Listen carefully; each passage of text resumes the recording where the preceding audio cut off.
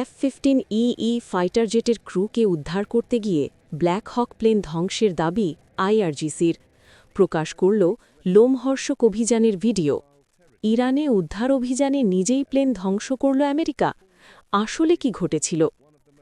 ইরানের আকাশে ভূপাতিত মার্কিন যুদ্ধবিমান, পাইলট লুকিয়ে পাহাড়ে, আর তাকে উদ্ধার করতে গিয়ে নিজেদেরই দুটি বিমান ধ্বংস করল যুক্তরাষ্ট্র। শুনতে অবিশ্বাস্য লাগলেও ঘটনাটি সত্য।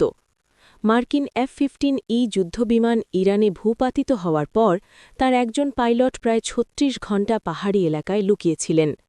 তার কাছে ছিল শুধু একটি পিস্তল আর একটি এনক্রিপ্টেড বিকন ডিভাইস, যার মাধ্যমে তিনি মার্কিন উদ্ধার বাহিনীর সঙ্গে যোগাযোগ রাখছিলেন।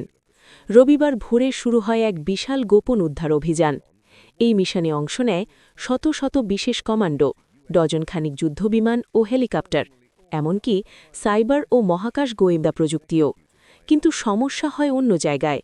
পাইলটকে উদ্ধার করার পর তাকে নিয়ে ফেরার জন্য যে দুটি মার্কিন পরিবহন বিমান প্রস্তুত ছিল, সেগুলো ইরানের ভেতরের একটি দূরবর্তী ঘাঁটিতে বিকল হয়ে পড়ে। এখন বড় প্রশ্ন, যদি এই বিমানগুলো ইরানের হাতে পড়ে? কারণ তাতে ছিল অত্যন্ত সংবেদনশীল সামরিক প্রযুক্তি। তাই মার্কিন কমান্ডোরা নেন কঠিন সিদ্ধান্ত। নিজেদেরই দুটি বিমান ধ্বংস করে দেওয়া হয়। এরপর বিকল্প হিসেবে আরও ৩টি বিমান পাঠিয়ে সব কমান্ডো ও উদ্ধার হওয়া পাইলটকে নিরাপদে সরিয়ে নেওয়া হয়।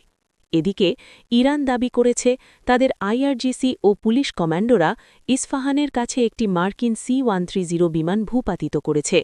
তবে এই দাবি এখনও স্বাধীনভাবে যাচাই হয়নি এবং পেন্টাগনও এই বিষয়টি নিয়ে স্পষ্ট কিছু বলেনি।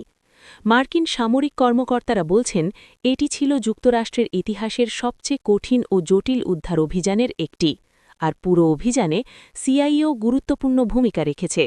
কিন্তু এখন বড় প্রশ্ন, ইরানের আকাশে আসলে কতগুলো মার্কিন বিমান ধ্বংস হয়েছে, আর এই ঘটনা কি মধ্যপ্রাচ্যের সংঘাতকে আরও বড় যুদ্ধে ঠেলে দেবে?